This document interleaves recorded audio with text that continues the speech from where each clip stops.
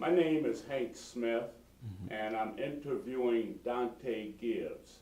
Today is October 22nd, 2013. This interview is for the Voicing and Action Project at Case Western Reserve University Social Justice Institute. Mr. Gibbs, first of all, I want to thank you for taking the time to let me interview you. Thank for you. This project. I would like for you to tell me a little bit about yourself, your background, and your family, and your relationship with East Cleveland. Okay, well, I moved to East Cleveland when I was born in 1988. I'll start there. Born in 1980, I lived in Cleveland. I lived off of Catawba, which is off of Euclid, near Euclid and Green Road. So that's considered the east side of Cleveland. So you know how you always have this big misunderstanding about the city of East Cleveland and the east side of Cleveland. So I was born on the east side of Cleveland, spent, my first 6 years living on Catawba. And then where my journey with East Cleveland begins is when I came to East Cleveland. I moved there when I was about in the second grade with my family, my mom, my dad, my younger sister, and my older brother. So I'm the middle child. So, I'm always, I'm the neglected one. And so we moved in with my aunt. My aunt had a two-family house, and, my dad had lost his job. And so we had to move out our house and move in with my aunt. We moved in on, she had a third floor, so we moved in on the third floor, and then later on we moved into, the first floor residence of the two-family house. Went to Superior Elementary School. I remember in the apartment buildings across from my house, that was my first girlfriend. So I remember her name, Marie Pruitt. And so, I instantly began making friends and going to Superior. My brother was older, so, him and his friends that he made friends, they walked us to school, and we walked home from school together. And, my dad was just, looking for work, and my mom was still working as a lab technician. I believe at that time she was at Mount Sinai or Deaconess Hospital. As I matriculated through Superior, went to Kirk, went to Shaw High School, graduated from Shaw High School in 2006 as the valedictorian, and went on to Case, stayed there for 6 years, getting my undergrad, getting my undergraduate degree, Bachelor's of Arts in Sociology, and then my Master of Social Science Administration and Community Social Development at the Mandel School at Case. And so that's a little bit about me. Right now I'm serving as Director of Youth Engagement at Neighborhood Leadership Institute. Just got recognized as the top 30 alum under the age of 30 from Case, so I'm very excited about that. Congratulations. Thank you, really appreciate it. And that's a little bit about me. Your mother and father, did they grow up in the area? Yes, so my mom and dad, interestingly enough, they grew up a street away from each other. So both of my grandmothers, they lived off 105, so Everton and Inglewood. So my dad's mom, called her Grandma Gibbs, she stayed on Inglewood, and my mom's mom, or my grandma, she stayed on Everton, called her Grandma Fellows. And so they both went to Glenville, FDR. But my mom, for high school, she graduated from Talladega High School, so she went down south for high school. What part of the South? Talladega is Alabama, somewhere down there.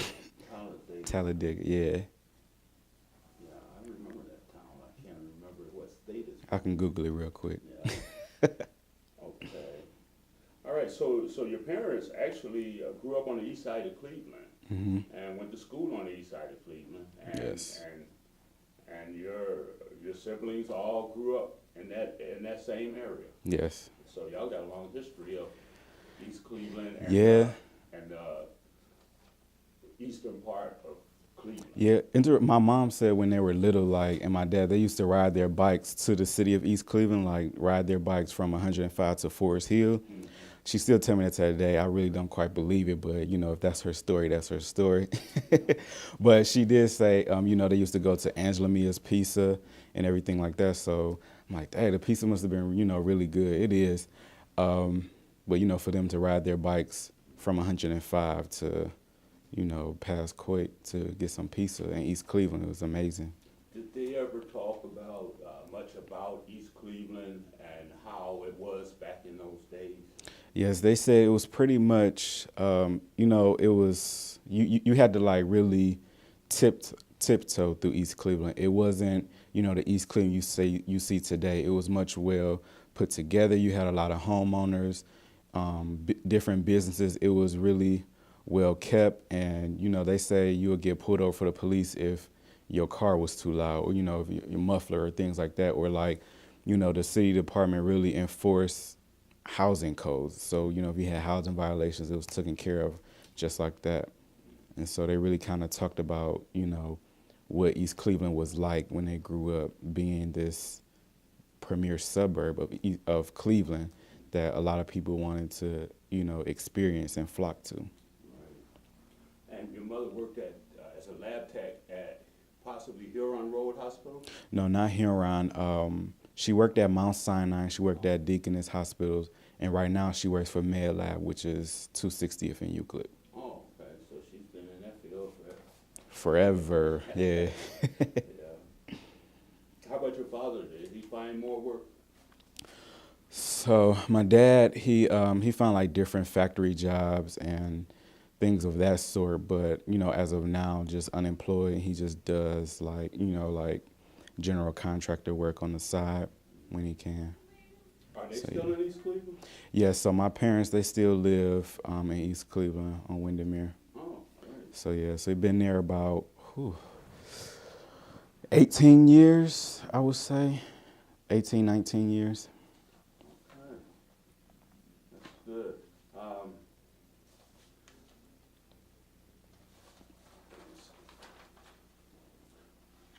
Okay, think back to your earliest days in East Cleveland, and tell me what life was like then, as far as you growing up in the city, and the relationship you had with your neighbors and things like that. Life was so much more simpler back then. Now I sound like I'm real old. But it was like I really enjoyed my childhood in East Cleveland. Just being able to walk to school, walk with your friends, not really have to worry about anything. Being able to come home, my mom was at work, and so it was a lot of times where I had to grow up fast. So it was just about the sociology term, like being a latchkey kid. So being able to walk home by yourself, be home by yourself for a couple hours, but, calling your mom to check in and say like, I'm at home, cleaning up, getting dinner started and things like that. So I really had to look out for my sister. And so it was great. I remember going to, Grand Peppy Hill and Forest Hill Park, going sledding each year. We used to play on the hill before we went to school, which was kind of crazy because, we'd get dirty, but then so now we all dirty at school because we wanted to play on the hill. But it was fun, we really have to worry about, too much in a sense.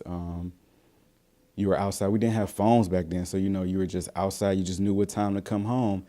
And, just being able to have like my neighbors next door, they really, really looked out for us as far as, making sure we're on top of, we're behaving like if my mom or aunt was gone. Because if not, she'd definitely tell. So she'd definitely let them know. And so, yeah. So the neighbors was observant towards each other and block watches and stuff like that. Yes, everybody kind of knew each other's kids. We all hung together. Our kids went to school together. Either, a parent would drop us off at school, even all the way up until I was in middle school going to Kirk. I just walked down the street a couple houses and my friend mom would drop us off to school. And so it was just different things like that to be able to have that small niche or that sense of community growing up to where not necessarily you knew somebody was watching, but you knew if you was doing something wrong, you'll get caught unless we figure ways to get around it. Yeah. Well, you had a lot of friends on your street back then when you was young and in school. Mm-hmm. Do you still communicate with those friends today? I do. I don't have their numbers to, say like, let's do this on the weekend. But when I'm there, back home, back to my parents' house, I do, see them and kind of talk to their parents. And we just kind of catch up like each time that we talk with each other or see each other. Not necessarily, I mean, Instagram and Facebook is a good way to kind of keep in touch, but East Cleveland's such a small city, you're always going to run into somebody that you grew up with or went to school with. And so it's real easy to kind of see what everyone's been up to and kind of talk, especially if they're still on the street. So. Yeah, I know a lot of my friends that I knew when I was young, Mm-hmm. they still my friends today. That's a good thing. Yeah. And I was just wondering how that has changed over the years, with the new social media and stuff like that. Mm-hmm. It should make it easier Right. to stay in touch. It definitely is. I mean, people change and you kind of grow and learn. You kind of, see who's, fits in your circle and things of that sort. So, like growing up, I might, one of my best friends stayed on my street. We're not best friends now, but, we're still cool. I'm able to, talk to him and say, what you've been up to. And we're able to, have a conversation without hating each other. So. What was school like back then? The School? educators in, say, your elementary and junior high, Mm-hmm. what kind of ratio of teachers did you have in there? Interesting stuff. Most of my teachers throughout elementary, middle school, and high school, they were pretty much black females. I had a couple white teachers. I had a white male teacher in high school. Mr. Harvey was my math teacher. I had Miss Uragity as a social studies teacher. But other than that, everybody was a black female. Went to Superior, going to school, it was different because, coming from Cleveland to East Cleveland, it was sort of different in a sense, just trying to get used to the environment. And so, I kind of struggled with that. I would act out, I actually got suspended, if you could believe it or not. I wasn't the Donté, today. So, just fighting, bullying, like stuff that some of the youth go through today, but I had it at an earlier age. So it was like when I was 7 and 8. But third grade was where I really I had a teacher named Ms. Gobble, and she really didn't play. And so she was the one that kind of set me straight, in a sense. I remember I went home crying to my mother, talking about how the teacher made me cry because she yelled something to me. And I just remember that day going home and crying to my mother. And my mother really didn't do anything about it. And then the next day I just knew she really didn't play. And I was sort of afraid of her. We always called her mean, but she was just real strict and stern about, and kind of instilled that discipline aspect in me at school. And so after third grade, fourth grade, I was a pretty good student. Got in a little trouble here and there, just, because all my cousins, we kind of went to the same school. And so, and we have different personalities. So, if my cousin gets in a fight, I got to, help them out, stuff like that. Fifth grade, my grades were picking up. I remember my teacher, Miss Finch and Miss Harris, they really had a belief in me that I was really, a great student and I could achieve more and I was better than, getting C's or B's. And so sixth grade was my actually first time actually getting straight A's. And I remember that day because I ran home to my mom telling her, calling her Mom, guess what? She's like, what, what's up? So I told her, I got straight A's. And her response was, okay, that's good. So I'm thinking the balloons are about to fall, the confetti, I'm thinking about to have a big celebration because I got straight A's. And her response was, well, that's what you're supposed to get. And back then I really didn't understand it because I'm just what you mean? That's it? We not going nowhere? I'm not getting no new shoes, no new clothes or anything. I was just looking for this instant gratification for her to really be proud of me. But it's she expected that of me. And it was hard to understand because just I'm doing this good work and I'm really not getting recognized for it.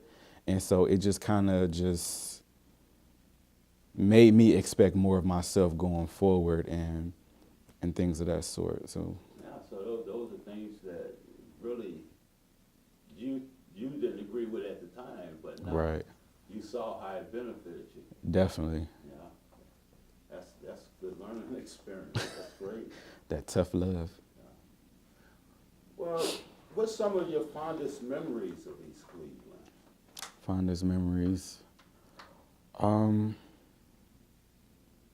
I just think just being able to enjoy the park.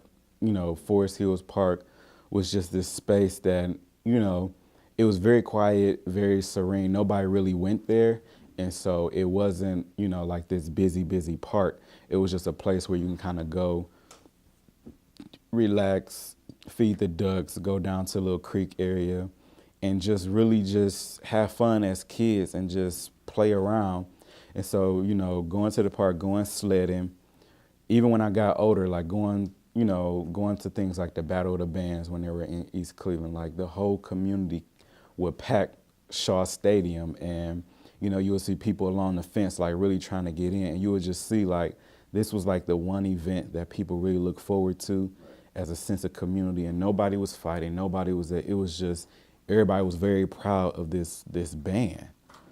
And just being able to take all of that in and enjoy it at that time, those were just one of my, you know, my greatest memories besides, you know, friends that I made along the way. Yeah. I know that Shaw has a great alumni. You attend their celebrations every year? Yes. Usually it's the one at the park. I really don't go to the meet and greet or, you know, the different things they might have at the golf course or things like that. But everybody shows up to the alumni cookout at the park. They come from all over the country? Exactly. You'll be surprised how many people you meet that come from Michigan, you know, Kentucky, or as far away as Florida just for this weekend. And it's a testament to how people relate to the school in a sense. You know, to come all that way just for a weekend, just to, you know, be around people they grew up with. Right. And so it's great. Yeah, it sounds like it. I go up to the park sometime afterwards. You know? Okay. I say, yeah, they had a good time. Yeah, it gets messy. Yeah. Okay, in what ways has the city changed over time? And what do you think contributed to those changes? And I'm talking about good and bad. So, you know, you always hear this history of what East Cleveland was back in the 1950s or 60s, having a peak population of 40,000 and being, you know, predominantly white. And then you have like this loss of the tax base, which were, you know, the loss of jobs. And then you have like blacks moving in, and then the flight of homeowners, and you have a lot of renters. So that change I haven't really experienced. I just heard about it and can just try to picture in my mind what East Cleveland looked like back then. But growing up, you know, it wasn't as many abandoned houses. Like on my parents' street now on Windermere, you know, there's about, I would say, 7 abandoned houses. Back then, when I was growing up, all the houses were filled. Someone was in those houses, whether it was somebody we didn't like, or you always had that neighbor that tell you stay off their grass. So, but you get on their grass anyway just to mess with them. So every house was filled, but now, you know, it's not that case. Some houses, you know, I'm looking at them, and you look on the internet and I can get them for $5,000, and it's just crazy because like, wow, I remember, you know, friends that I grew up with that grew up in this house, and you know, some friends I don't know where they're at now, but you know, being able to say like, I remember we used to have fun in the house, like climbing trees, like all those different type of things. So that's one thing that has changed, and just seeing the lack of investment or, you know, disinvestment over the years. So just seeing, you know, how the streets have gotten, you know, worse, or you know, the ups and downs of the police department. One minute we have a lot of police officers, then another minute we don't. One minute the sheriff is riding through the city helping, you know, police the city, and then one minute it's not. And so it's all this sort of like up and down, in a sense, you know, from the past mayors. When I was really able to realize, you know, who our mayor was, that was around the time when we had Mayor Onunwor. And I remember writing, I was in 10th grade, and for our English class, we had to write a letter to some type of official, a city official, state official, about an issue that we wanted to get addressed.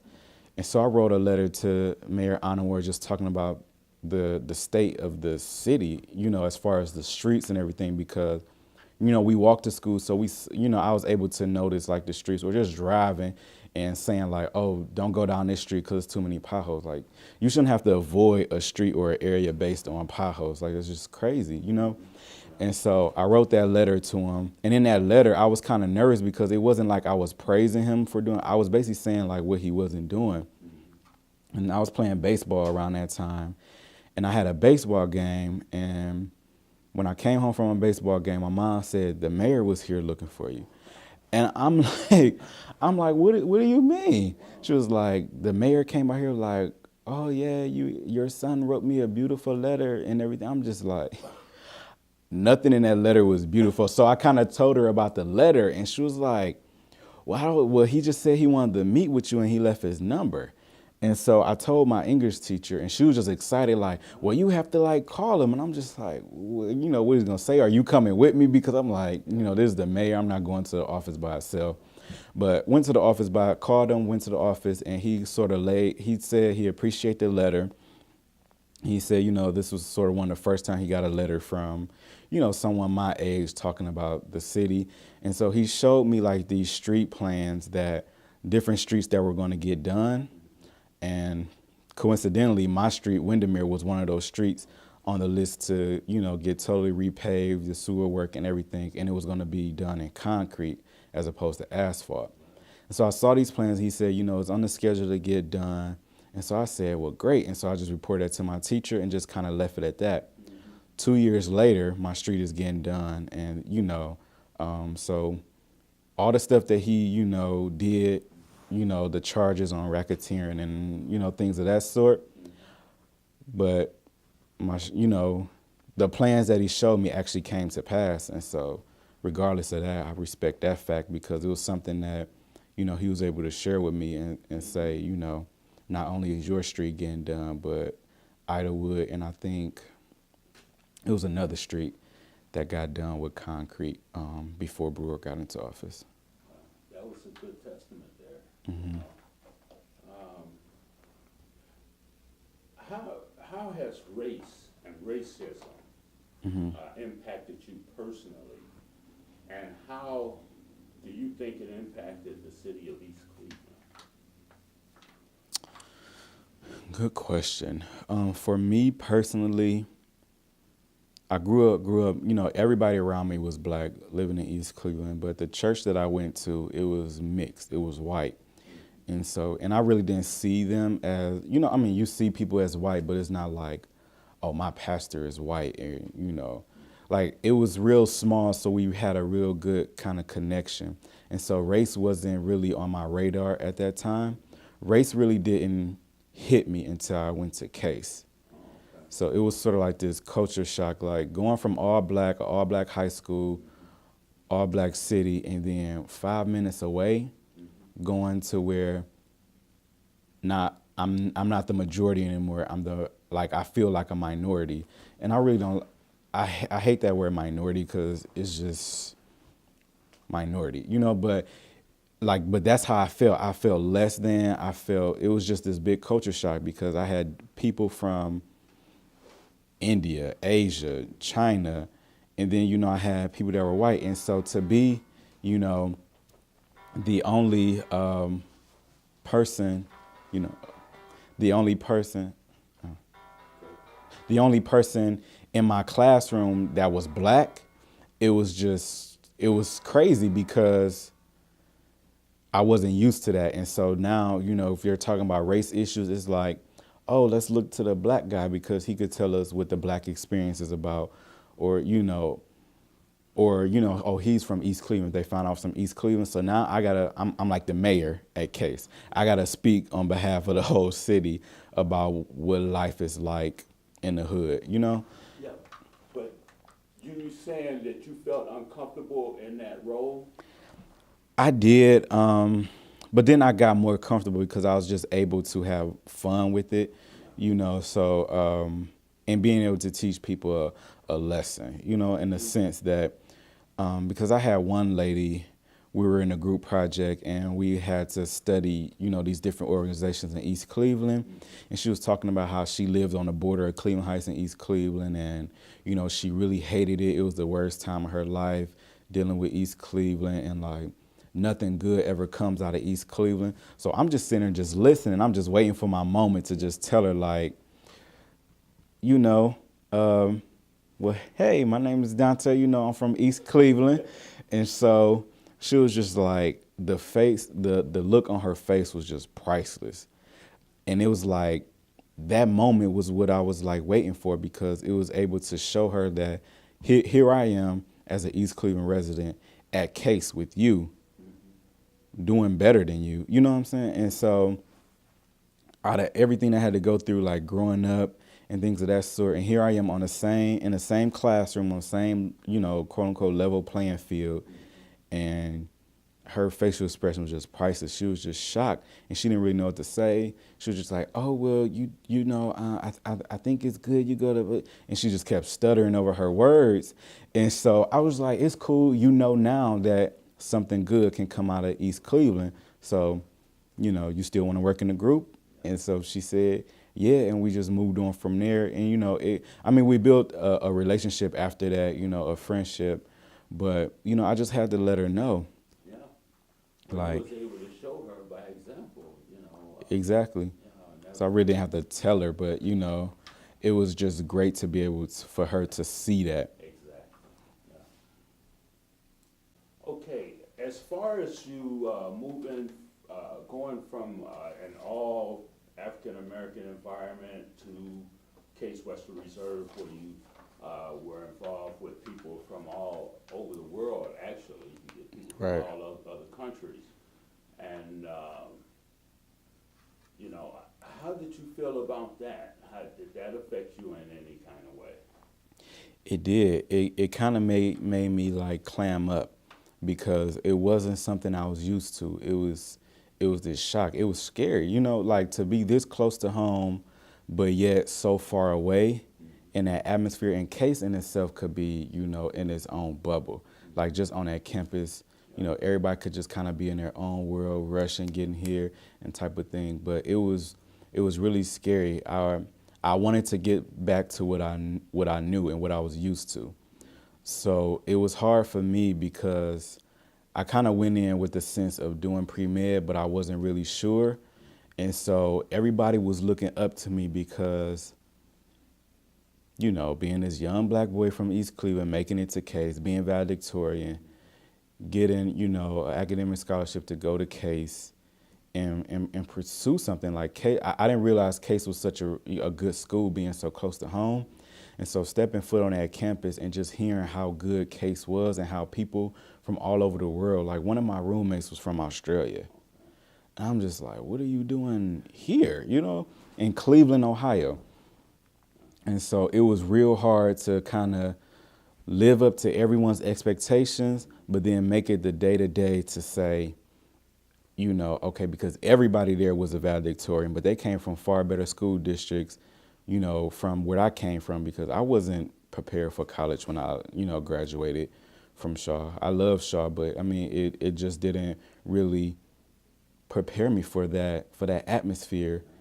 Academically, socially, culturally, it just didn't do it. And so I had to learn how to study. I had to learn how to be open to other cultures. And I had to learn how to defend myself racially, culturally, without fighting somebody, you know, getting expelled. Because the worst thing that could have happened to me is being, you know, expelled from Case.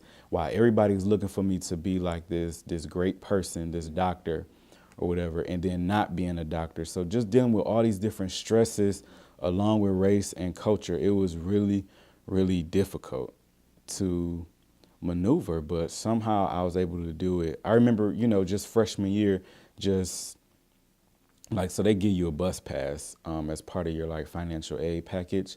And so I remember on Fridays, I was in chemistry from 2 to 2:50, right? Worst class that I had ever. So I couldn't wait to get out of that class. At 2:50, I would get out. By 3:15, I was back at home on Windermere because I could just catch the health line, walk till you could catch the health line, and then get off right in front of my street, walk home. And I was home for the weekend.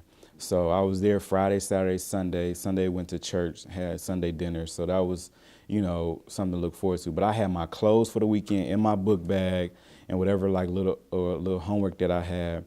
And I was at home for the weekend, would come back Sunday night and, just get ready for the school week. But every chance I got, I was at home. Like, friends that I have now from Case, they always say, like, never on campus. Like, do you even stay on campus? I stayed on campus. But to me, the most important thing freshman year for me was to keep going back to what I knew and not necessarily trying to build these relationships with people that I was supposed to get to know. Okay, and that was during your freshman year. Mm-hmm. But did it change over the time? It did. Sophomore year, so freshman year, I just had one roommate. He was white. He was from Cincinnati. Very cool, had great parents and things like that, and they were really open towards, me and really excited about my whole journey and everything of that sort. Sophomore year, I stayed with 6 people, all black, and we stayed with one Hispanic. And we were cool, and so I began staying on campus more because then it's like when you stay with 6 people, you kind of building those relationships. And so I began staying on campus more. I would still kind of go home on the weekends and things of that sort. But, junior year, it was getting to the point where it's just like, all right, I began staying on campus, over the weekends. And I began calling Case like my home. Like all my friends were saying like, they were naming Case as their home. Even though they were from the Cleveland area, Case was home. And I was beginning to get to that sort. I was beginning to love Case. So making these different connections, with my professors, being able to talk to them about the different problems, different struggles, and just learning more about myself, learning about different programs for Case. So learning about the study abroad programs, making Case work for me, basically, making it fit, the interests that I had and really getting a lot out of it. So by the time senior year came around, I loved Case. I didn't, necessarily want to leave. And so what I stayed there for graduate school, And so it was just a place that I began to love, even though we had like, different racial conversations. I was even stopped by Case police, and asked if I went to the school. And I'm like, damn, like I've been here 6 years. I've been working for the school as a work study. I'm a GRM. A GRM is a graduate resident mentor, so it's basically an RA for the upperclassmen. I'm cool with the dean. All these different connections that I made, but yet and still, when that security guard or that police officer stopped me on that Segway, he didn't see me as a student. He didn't see me, making a dean's list. He didn't see me as a student at Case. He didn't see me as a worker at Case. He didn't see me as the president of the Black Student Association. He saw me as a black male, the average height, average weight, walking through campus. Okay. And now, so, go ahead. Do you feel like that was because of racial profiling, or do you feel like he was actually doing his job? Racial profiling. Usually we get like security alerts on our Case email if they were like looking for someone or, if a crime happened on campus. And of course, all the crimes were like the typical stuff, black male, average, it was just like this broad range to where it could have been anybody. They would say, oh, they look like they're age 18 to 23. Oh, they seem like they weigh 175 to 200 pounds. Oh, average height. So it was just like, it could have been anybody black on campus, right? But we didn't get a security alert that week. It was sort of like the last week of class. I was headed to an interview at ESOP. And so I had on khakis. I had on my Case. I didn't have on my Case hoodie. I had my Case umbrella and my Case planner because it was raining that day. I leave my dorm from off 115th, and I'm walking towards the garage. So I see the officer coming up, so I stop so he can go past, because it's sort of like that thing when you're driving and you see the police. Even if you're not doing anything, you're like looking in your rearview mirror, you're checking your speed limit. Even if you're going to speed limit, you still looking at rearview mirror like, oh, I hope he don't come after me, hope he don't come after me. So it's one of those things to where it's like, okay, I definitely don't want to be in the way of the police. Like, go ahead, take your time. So I stopped to let him go past. He said, no, you go ahead. So I walked past, and then, he rolled past me, and then I just heard the segue, like, turn around. And so I'm just like, oh, God, like, what now? And so he asked me, he said, hey, do you go here? And so I said, what? And I started laughing, because you hear about these stories, but you don't expect it to happen to you. And so I started laughing, and so he was just like, I said, do you go here? And he got like really, like he got loud and was stern. And so I was just like, look, and I said, yeah, I go here.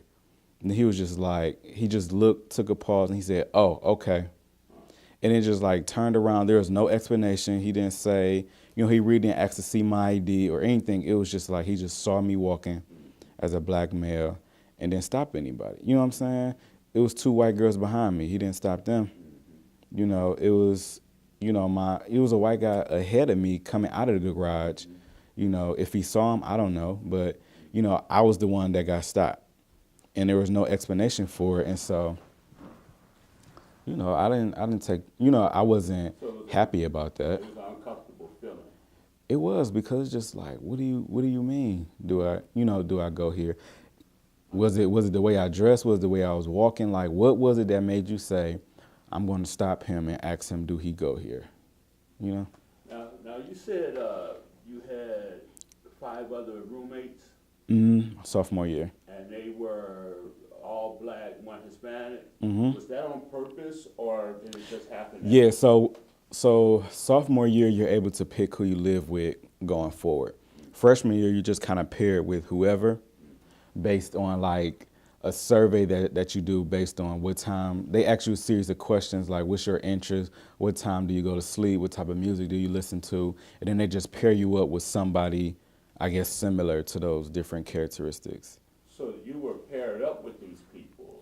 I was paired up with my freshman roommate, but sophomore year, going into sophomore year, you're able to pick who you want to live with. Okay. And so they all picked each other to live with, and then I was sort of like the last one to sign on, because, I really didn't know who I wanted to stay with. But then I said, okay, my roommate that I'm staying with now, he's about to join a fraternity, so I can't stay with him sophomore year. And then it's like, who else am I going to stay with? So I stayed with them because it's like I knew them, like, just from knowing them, seeing them around. And so I just figured that was my best bet, as opposed to staying with somebody I didn't absolutely know. Now, with the other roommates that you had, did you ever hear them talk about experiences they had with security on campus, stuff like that? Not really. Trying to think. Nothing that comes to mind as far as them being stopped by the police. Maybe just like different things, like if the car slows up, the police cars slow up and, ask them, sort of like mine, if they ask them if they go. But nobody has ever been like, questioned or interrogated, like while they were like walking, things like that. So you don't get much harassment out there? Not from my experience. People have been questioned and asked to show their ID and things like that, but, for whatever reason. We were just talking about race and racism. Let's speak a little bit on inequality and how inequality has impacted you personally and how you feel it has impacted the city of East Cleveland. It definitely has impacted me because, like growing up poor, like everyone knows that you're poor because you kind of stay in the same area and you're faced with this, similar circumstances. So, if you stay, like my home wasn't like, well, it wasn't like a typical single parent home or single mother home in the sense that my dad was completely out of the picture. It was times where he didn't live at the house, and it was times that he was there. He may not have been there like mentally, but he was there physically. So it was different, scenarios like that. But all in all, my mom paid the bills, like she had to, somehow we survived on her salary of less than $35,000. Like my brother, my sister, me, paying rent, having food on the table, to the best of her ability, like we're able to survive. So when you kind of grow up poor and you kind of grow up in a sense of, oh, I don't have it now, or how much does that cost? It sticks in your mind, like even to this day. And it's kind of hard to shake because, you just still feel like you poor. And I remember my pastor talking about that whole poor mentality to where, you might get an income tax check, right? And so a lot of people look forward to that. And so you might splurge on material stuff, but then it's like you're not thinking about the future or saving money for us to go to college if you had kids. Like, like when I went to college, like my mom didn't hand me, money or say, it was me making it on my own. And so when you kind of grow up with that poor mentality, it sticks with you because no matter how much money you have, you're just thinking you're still poor. So it's like if you get like a lump sum, like an income tax check refund, you're going to spend it instantly just so stuff go back to normal, because having all this money is not normal at one time. So you like, oh man, let me get this, let me get that, let me get that. And then what happens when you spend it all? You back to living check to check, and now you're still struggling. And even though you hate the struggle, it's normal for you. And so it's something that you expect, and it's something you kind of put yourself in a position to keep struggling. And so that really stuck to me, because even going to Case, because a lot of my friends, they didn't necessarily grow up poor. They went to private schools. They had their grandparents giving them money to pay for their tuition. Tuition for me, I had that partial academic scholarship, which I thought, like when I first started at Case, like looking at the financial aid, I thought it was a full ride. Once that broke down, I saw what grants I had and what loans, Perkins, unsubsidized, subsidized. So I had to learn about all these different loans and really think like, oh, dang, this is not a full ride like I thought. This is just, an academic scholarship of $20,000, a couple grants here and there, and then I got, a $15,000 loan to take care of, Okay. And so being able to realize that other people are coming from these fortunate situations to where their whole tuition for the year is paid for. They don't have to take out loans. So they're not at the computer worrying about Sally Mae and what Sally Mae is going to do to them after they graduate. And so it was hard in that sense of economic equality. So being able to say, oh, no, I can't go out to eat this weekend, or I'm just barely trying to pay my cell phone bill. And then your roommate come home with shopping bags, and you're just looking like, dang, like, and you're just wishing that you can kind of get out of that lifestyle, get out of that struggle. And so, I mean, that in a sense, I saw inequality on an economic level going to Case. Because, Case costs money, and the people that go there, some have money. So. How about the city of East Cleveland? When you was coming up, did you see many black businesses in East Cleveland? The black business I saw was the corner store. It was AJ's, and it's on No, so I was able to walk down the street and go there. That was the only business that I remember that was black, and and people try. I don't know if they were like African Americans from the United States or if they were foreigners, but they had the same color skin that me and you have, so I just consider them black, and. That was how I felt growing up, whether it was offensive or not. That's just what I saw. They had a foreign... They had accents, yeah, so I don't know, what it was. I never took the time to say, where are you from? I just knew that they owned a store in my neighborhood, and we went there to get candy, pop, and juice and stuff. So that was the only business. Everything else, dollar stores, gas stations were owned by Arabs. I know growing up we called them Arabs, but you know, when I went to college, it was sort of like, okay, they're not Arabs because that's offensive. The cleaners that's right there on those, Chinese. The dollar store is Chinese, and it was just like you see this type of inequality in the sense of here it is, this black neighborhood, and nothing in the neighborhood is black owned. Okay. You might have a fast food restaurant that's managed by a black manager, but they don't necessarily own that McDonald's or they don't own that Rally's. You know what I'm saying? How did that affect you?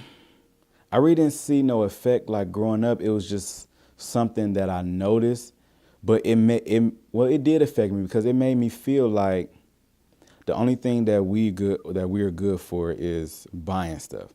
Only thing that we can do is be consumers and be taken advantage of. So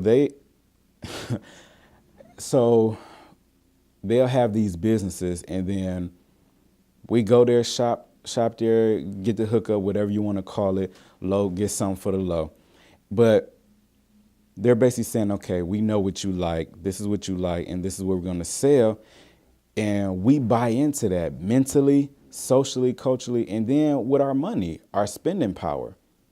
You know, like blacks we have a lot of spending power, not only in our neighborhoods, but in this country as a whole. Like we shape what products are being sold, like where we're at.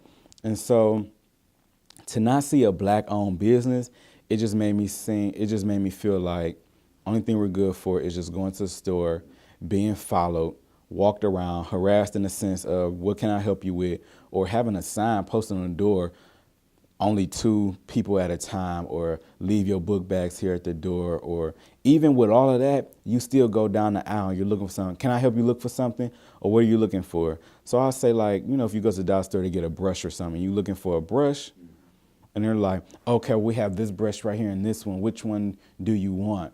And it's just like, damn, like I can't even pick my own brush. It's like you have to watch me in a sense, and some people say like, oh, that's good customer service. I'm like, you stupid, because it's not. They're watching you to make sure you don't steal something or mess something up or some, you know what I'm saying? And so one thing I did and this was recently, went to the plaza on Superior and Euclid. Went to go get a brush. And so the lady was asking me, you know, what kind of brush did I want? And I said, you know, like a wave brush. I don't want a brush that's too soft, too hard. And so she was like, oh, you got this, we got this brush, we got this one. And I'm just like, I look for them myself. And she was just like, oh, well, we got these down here. So she's basically trying to hand me these brushes. And so I take the brush, and then she's like, well, she showed me the brush. I said, okay, I want that one. So she takes that one. She's headed to the register. So not only can I carry my own product that I'm about to purchase, but you want to carry it to the register for me as if, you know, I can't carry it myself. So then I stayed because I'm like, okay, I want to get some moisturizer too. So I'm just looking for stuff. And so I'm like, she wanted to follow me so much. So I just start, you know, like reaching for stuff and then just kind of like knocking stuff over, because I'm like, you really want to do something? I'm like, okay, I'm going to give you something to do, because it's just like, don't follow me. You know what I'm saying? I'm not a criminal. I'm just here to get something that I feel that you have that I might need. So why do you think she act like that, or anybody that does that? It can be from previous experience, being robbed before or having somebody steal your product before, but that doesn't mean that everybody that comes in your store is going to do that. You got a lot of cameras in this place anyway. I could look up and see all the cameras on me.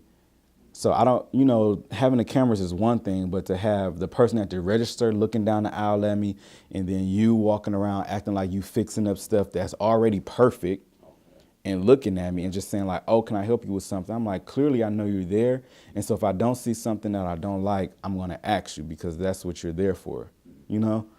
And so it just makes me mad to just to go to those type of places, but sometimes it's like you're forced to kind of go to those places because those are the only places you have in your neighborhood, and it's convenient, you know. I don't want to drive up to Target just to get a brush, you know.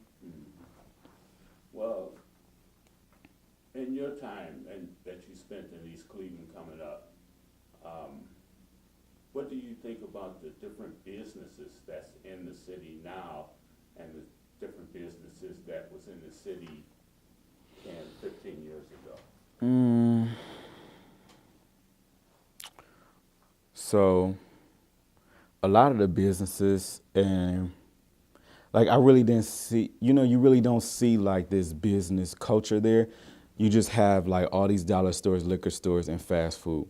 That's it. I don't necessarily consider those businesses because it's really just like consumer based, and to have that amount of those stores in our community is just based saying this is all you good for. Like we can't even have a real grocery store. Like what is Cooney's? What is it called now? East Cleveland Family Foods or Save More, whatever it's called. Like those stores are horrible. Like they got old stuff on the shelves. The shelves are dusty.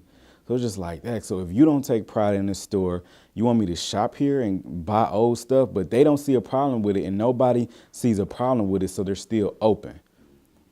And some people are forced to go there. If they don't have a car, if they don't have transportation to even get to Save a Lot up in Cleveland Heights or Dave's at Severance, they're forced to go to those type of places that's selling them type of stuff. And then you go in the store, they start talking in these different languages. So then you're like, are they talking about me? Like, you know, what's going on? And so it just kind of puts you real at ease. And so I remember, you know, as far as how the different businesses in East Cleveland has changed, I remember when I first moved there, we had a Burger King on Euclid. That's gone. The whole building is torn down. It's just a puddle of rocks and puddle of water when it rains, and that's across from the plaza. The plaza has always been there. It's pretty much the same stores, a dollar store. You got like a City Blue and TNT Fashions and a couple restaurants, H&R Block, check cashing place, because, you know, always got to have a check cashing place, right? Speaking of liquor, so Pizza Hut used to be there. Pizza Hut closed, and so now it's called Nemo's Liquor Store. You turn a Pizza Hut into a liquor store. Like, who does that? And so you have like all these different liquor stores, and then you have all the fast food restaurants. So you have, you know, Popeyes, Taco Bell, McDonald's, Wendy's, Subway, Riley's, all within 3 square miles. White Castle. Like you have all these fast food restaurants, no sit-down restaurant, no type of recreation for anything or entertainment. You know, I heard East Cleveland had like a skating rink, a bowling alley, a movie theater, all back when. And so in my mind, I'm like, why can't we have this now? You know, they always talk, you know, we always have to go out to enjoy something. Well, because of that, do you think that's a testament to the citizens in East Cleveland or the elected officials, or both?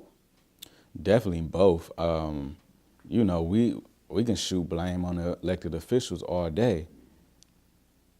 Point blank is, we put them in office. Whether you voted or not, if you didn't vote, you was just like, it is what it is. So you had your part in letting them get to office because you didn't vote. And the people who voted for these people, you know, whether they just didn't know the facts or they feel like they was the best choice, I mean, it's just what they feel. And I feel like we definitely got to hold elected officials accountable because they haven't been held accountable. You know, nobody has really went to their office and said, you know, this is what I want. This is what our city needs. Listen to us. Like I went to a city council meeting before, and, you know, they have the portion where they ask for comments. State your name, state your residence so they can verify you East Cleveland resident. And then they ask you to say your question or your comment. My thing is, okay, you get up there and say your question or comment. They record it. So does somebody from city council call you with an answer later the week? Do they respond to it the next city council meeting? like I haven't had that follow up. Even when I asked questions before, I just ask the question, and then I have a seat, and the next person gets up. When is that question or that comment ever addressed?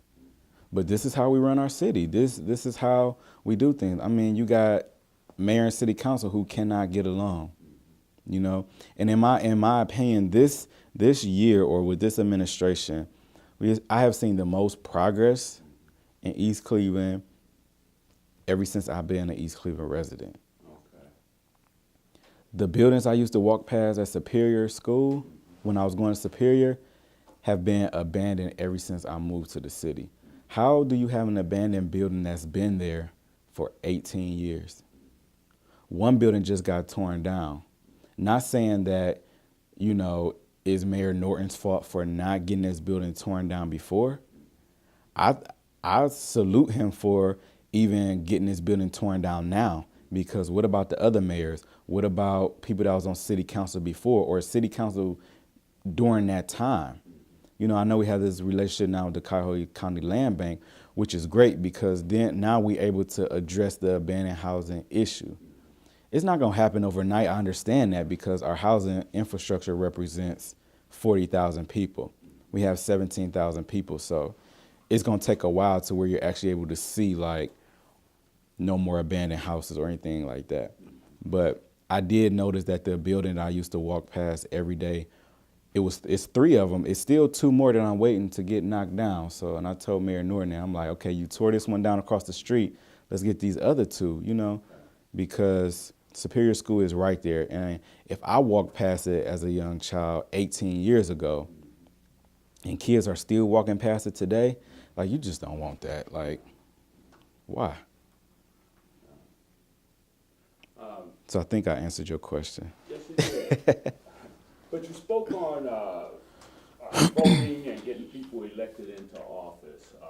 We recently had a mayoral election where the mayor was put back into office Right. with 3 times the amount of vote as the nearest competitor. But the sad thing is it was still a very small portion of East Clevelanders that voted. Right.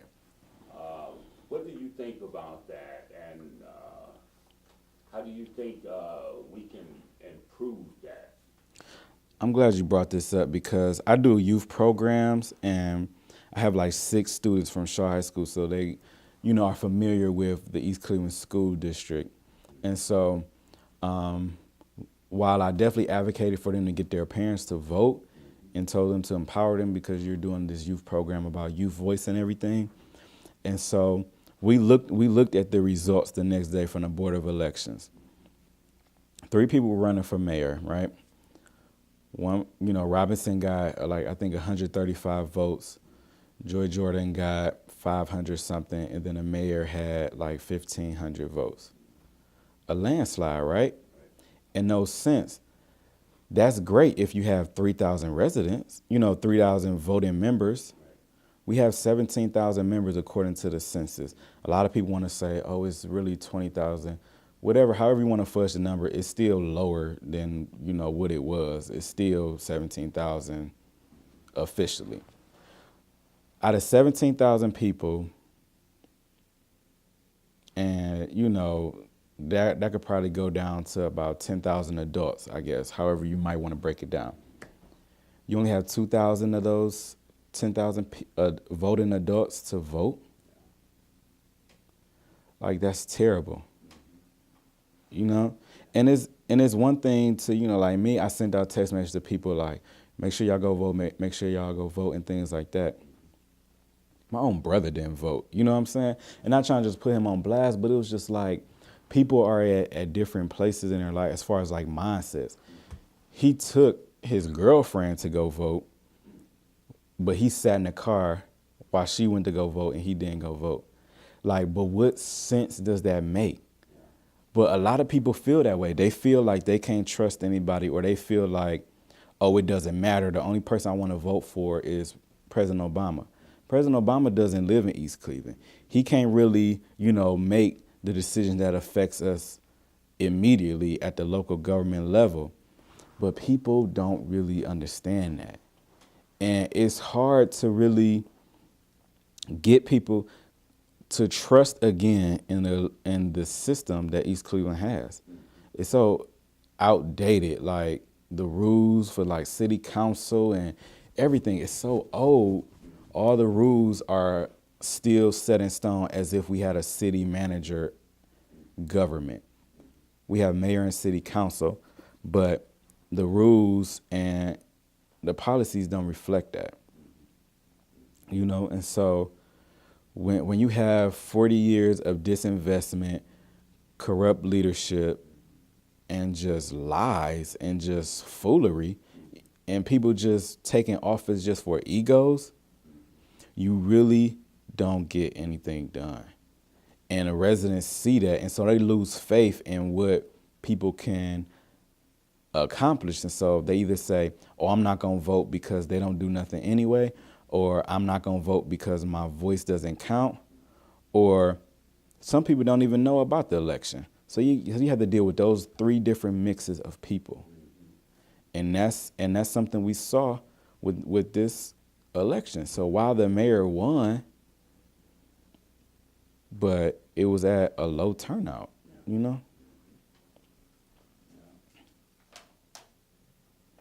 Okay, can you, do you have a memory or instance where the community fought for something that they thought was important?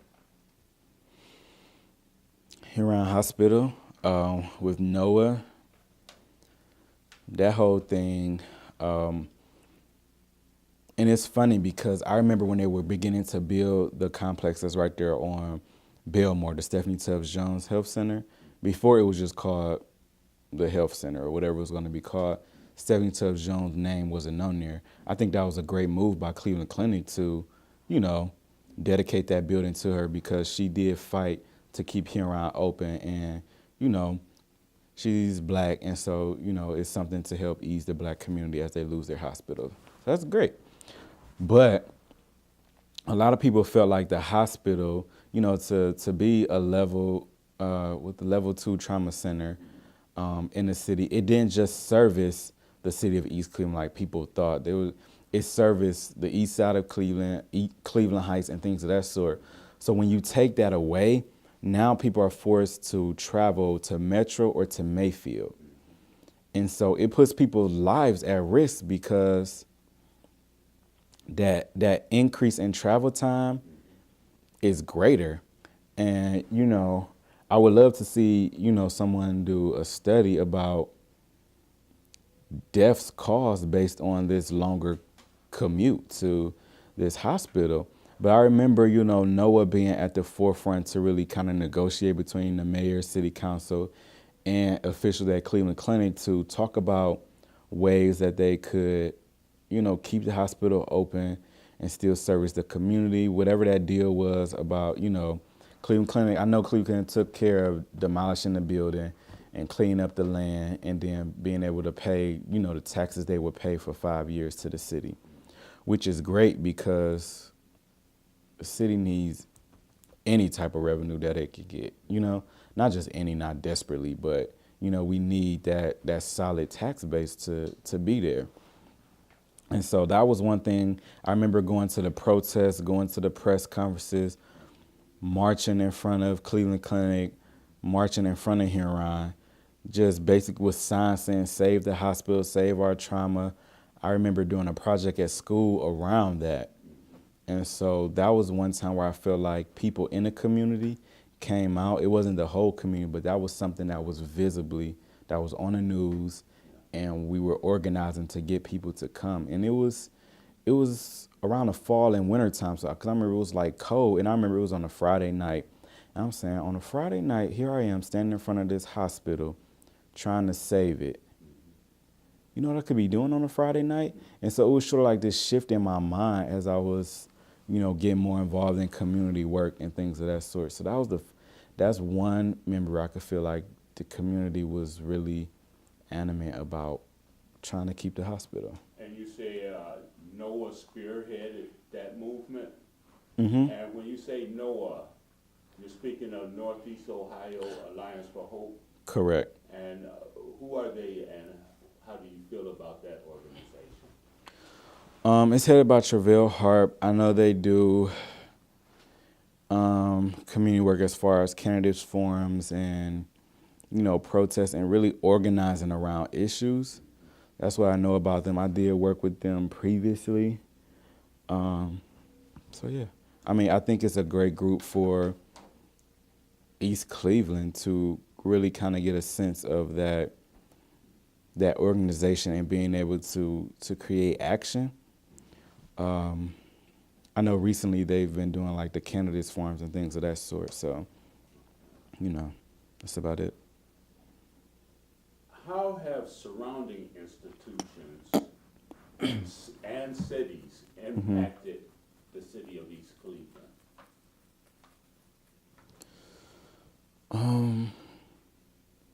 I don't think they really have.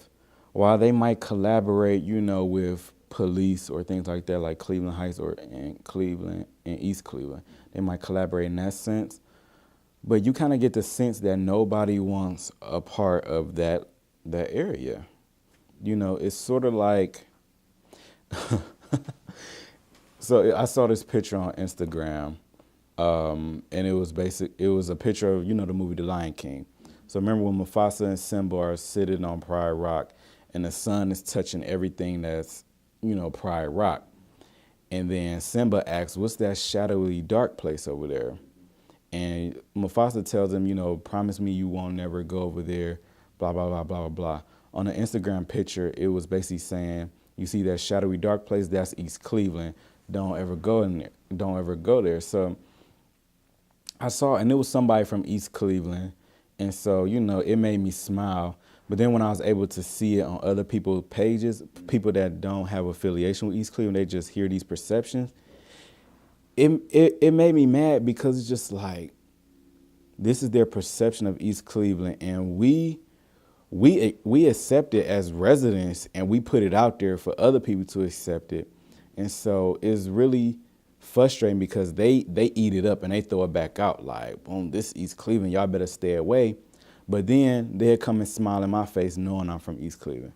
So it's sort of like this contradiction. So it's like, okay, should I really find that funny amongst ourselves? It's sort of like blacks, the black culture. We'll talk about ourselves, or we'll call ourselves, The N-word. the N-word, right? And nobody wants to say the N-word because it's just, you don't want to say the N-word. But we'll call ourselves that. But then let a white person call us that. Then we're just like, oh, did you just call me a nigga? You know what I'm saying? And it's just crazy because we'll say it amongst ourselves, but let somebody else outside our culture say it. How do you feel about that? I know when I was coming up, it was offensive to me then, it's offensive to me now.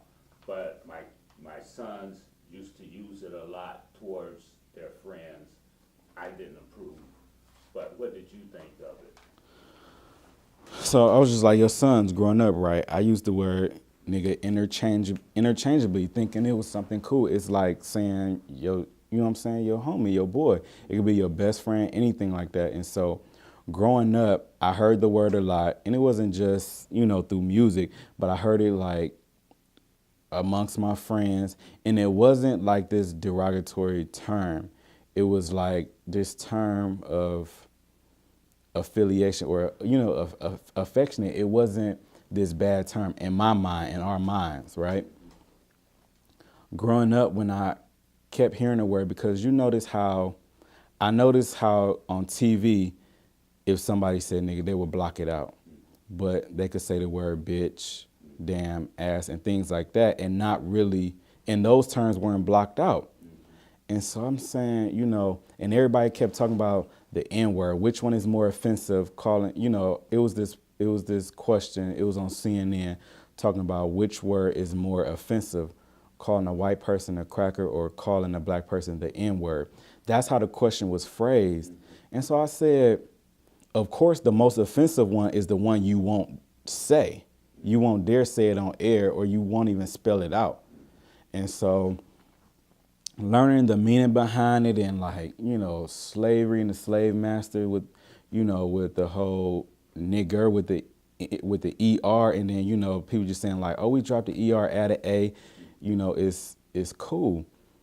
I really didn't find it cool after a while to really be referred to as that. And people will refer to me as that word, even to this day. Like we saying like what's up, or like just I don't know, in a phrase, but they really don't say it to me a lot.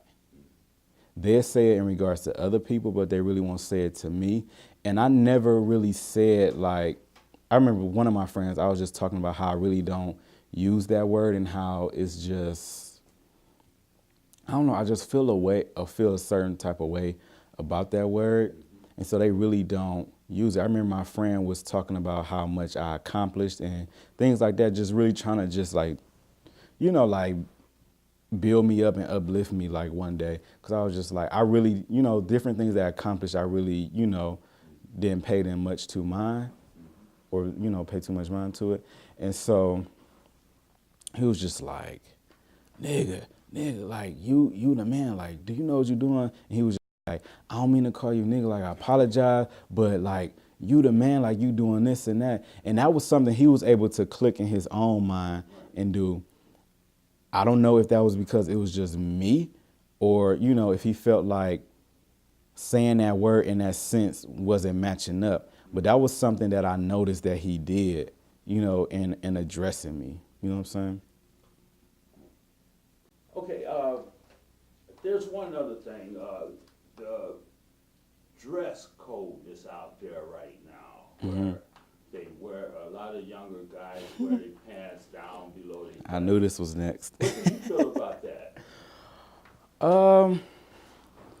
I mean, people kind of go, it's one thing to kind of go through a phase, but to make it a lifestyle to where this is just what you do.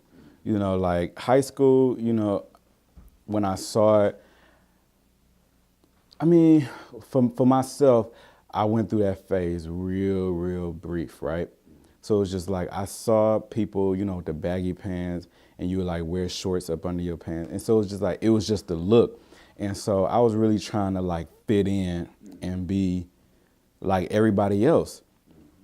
And so, but then I was just like, my grandma, I know you're not sagging. So it was just like people held me to a standard that I didn't even know they held me to, And so it was hard for me to be the person that people expected me to be, but yet and still conform to everything that everybody else was doing. And so, I mean, it wasn't really my style, but it was like I was trying to do it, like the whole wearing a do-rag in public type of thing.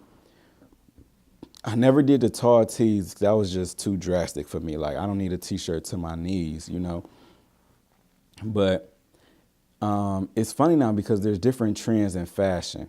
People still sag, but they might sag like their skinny jeans, which is the stupidest thing I've seen. Like, you got these tight pants on, but then you're going to sag them. Like, just buy something that fit, So that's something I don't, I don't like to see.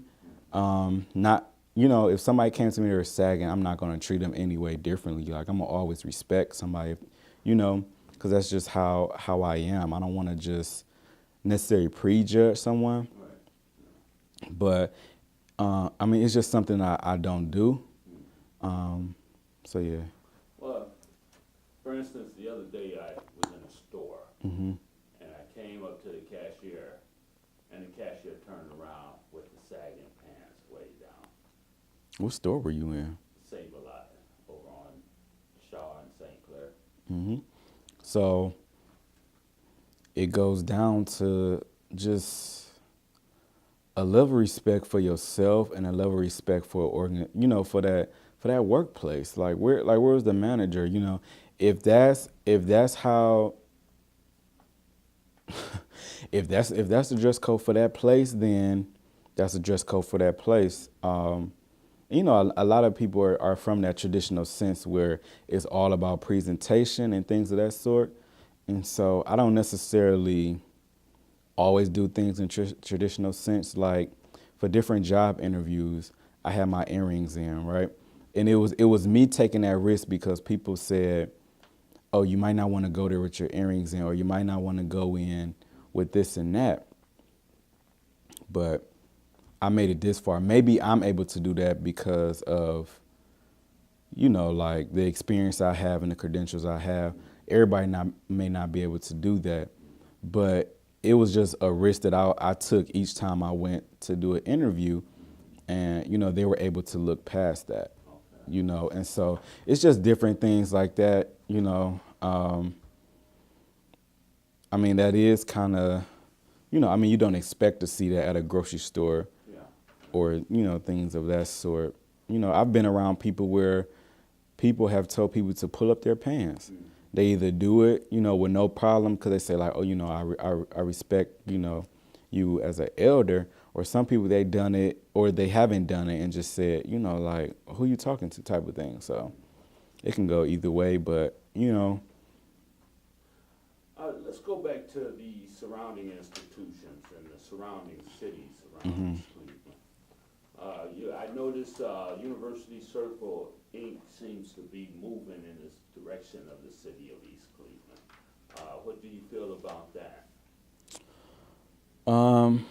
I don't necessarily see them moving this way per se, because they could still find space within University Circle, and I know that's the object or the aim that this current the Northern administration is kind of taking. They're saying, University Circle is running out of space. Let's clear up some land closer to them because they're gonna have to come our way, soon. How soon is that? Is that soon 6 months from now, a year from now? I don't know. I know they had their project where they collaborate with East Cleveland and they built that townhome development, the Circle East project. So that's one step. I feel and I feel it's successful. They're at capacity, I think, still right now. And so, and that's a great first step because it shows faith in that whole generational thing, like, oh, don't go under the bridge. But people now, like some students, they don't have that mentality to say, oh, I'm not gonna go on the bridge. Like, they're adventurous. I remember doing orientation, they said, don't go to East Cleveland, it's unsafe, and things of that sort. I'm from East Cleveland, so it was one of those, it's one of those interactions where you just make people look stupid as they're trying to explain this to this whole group of new students taking a tour of campus, right? And then, they say, oh, I didn't mean anything about it, and they just stutter over their words. But, those moments stick with me because it was something I was able to say in defense of myself, in defense of my city. But Universal Inc. coming this way, there's a lot of development, billions of dollars of investment in that area. Right. East Cleveland will need that investment to spill over in order to survive and maintain. But at what cost? At what cost are they really willing to expand this way? What type of development is going to sustain East Cleveland's tax base? Are we going to have a medical lab in East Cleveland? Are we going to have a warehouse? Like what's going to go in that big space as you enter East Cleveland from University Circle? Those are like big questions.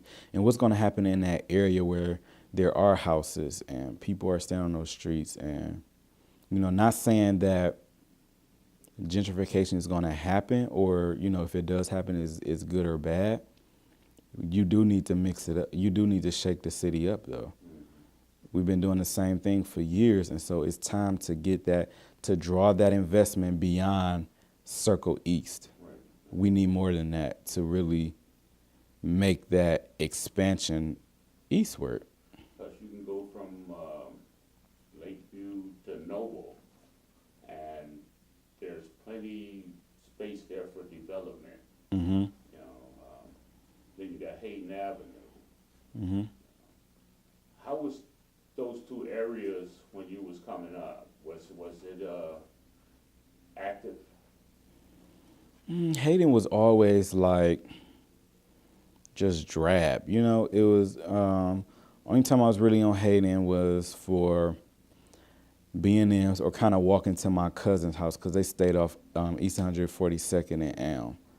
So we would walk, you know, Hayden way, but Hayden was always sort of like this back street. It wasn't highlighted in any sense. It was just a way to get to the freeway, a way to get, you know, wherever you might have to go if you didn't want to take Euclid. But it wasn't sort of like a place you look forward to going. It wasn't like a destination. It wasn't like, you know, that's sort of like the best way I can explain it. It wasn't prominent, you know. It's kind of funny you say that, you know, that's in your lifespan. Mm-hmm. I remember when it was vibrant, you know. I seen like an old boarded up grocery store on Hayden, and I guess Silverman's been there for like years. But, and you know, in the churches and things of that sort, but. They had a movie theater. Wow, see, those are things, you know, I missed, you know. Right. Well, we have, we're bordering Cleveland, we're bordering Cleveland Heights, Euclid. Mm-hmm. You know, do you think there has been any kind of impact from these other cities as far as East Cleveland is concerned? Lack of impact, or lack of investment. Like I said earlier, I feel like those areas don't really want to touch East Cleveland. You know, in that sense, is, you know, let East Cleveland be its own. If it just runs out of being a city, and then, you know, you always hear the rumor about annexation of East Cleveland. Cleveland Heights gonna get the upper half with the Forest Hill, you know, the historic district, and Cleveland would absorb the rest. Some people say, oh yes, that need to happen. The city needs more resources, blah, blah, blah, blah, blah. And then some people, they're like, oh, I don't want that to happen because they have that pride of being an East Cleveland resident, which is understandable. I don't really know much about the annexation, like what will really happen, you know? We're pretty much the same anyway. But those bordering cities, I don't see any type of collaboration. It may be some behind doors, or like I said, you know, with police or things of that sort, or, you know, postal service now, because the post office closed in East Cleveland. So the nearest post office is up at Severance. But things of that sort. But as far as regional and making our cities better together, no, I don't see it. Okay. What is your vision for the future of East Cleveland? Tell me about the major issues that need addressing in order to better the neighborhood and the community. So definitely safety. Like it's a huge perception of East Cleveland as being unsafe. And so being able to have the funds to have that stable police department to where it's like, okay, you're not going to hire 20 police officers only to be forced to lay them off 12 months later or 8 months later, however soon it may be. Being able to have a stable police force to where they understand the area, because my understanding is that we get a lot of police who are fresh out of the academy, never stepped foot in East Cleveland before until they had that job posting. And so they need to have that training around diversity and racial, some type of training to where they understand the area and they're not just coming in blind-eyed, you know. So safety is one. I envision of East Cleveland that's safe, East Cleveland that's vibrant. You know, so I want to see a bowling alley. I want to see a grocery store. I want to see a increased tax base. I want to see more homeowners. I want to see people outside barbecuing and having fun, having a good time. I want to be able to see our school district and our city collaborate. How do the city and East Cleveland School District have no relation? They're right here. I run this. There's no middle ground. I want to see more collaboration in that sense. We're too small to not work together. Like, it doesn't make any sense. Everybody wants to reinvent the wheel and create these programs or say I'm going to do this, and it never comes to the light because it's stupid. It's not going to work. If we got past all the egos and, I'm this, I'm that, I'm the superintendent, I'm the mayor, I'm the city council, I'm head of this program, I run the library, I run this. If we were all able to just put all of that aside, and if residents were more involved in that process, I feel like we would get a better East Cleveland. I was trying to think about the motto of East Cleveland or what it is now, but just envision a better East Cleveland in that sense, to where you have more civic participation from the residents and not just the old people. And I don't mean that in any offensive way, but every time you go to a city council meeting or a board meeting, you see the same people. And they come to me like, oh yeah, it's good to see you. And I want to get past the image or past the fact that me being young or my friends coming to a meeting, we're not the highlight of the meeting because we're young. Mm-hmm. I want to get past that. I want that to be expected. Okay. So that's sort of the vision that I see, is that everyone being able to participate in this process, but it takes a lot. Like, it takes those egos going out the door. It takes getting people in these positions to where they really have East Cleveland at the heart. Not just in the mind, or just saying, I want to do this because it's just something to do, or I want to do this because I want to blame this person, blame that, because that's all it is. Who wants to go to a meeting and everybody is pointing the fingers at each other? Nothing's going to get done. Nothing. And that's what we've been seeing over and over and over again. Nothing. I mean, you have like different physical progress throughout the city, as I mentioned earlier, different streets and things like that. Like, now you can actually see which lane you're in now because they, painted the streets and stuff. That's good. You don't have to cause an accident or anything. But seeing that, like, I want to get married, have kids, and raise them in East Cleveland. Right now, is that going to happen? I don't know. It depends on when I get married and have kids.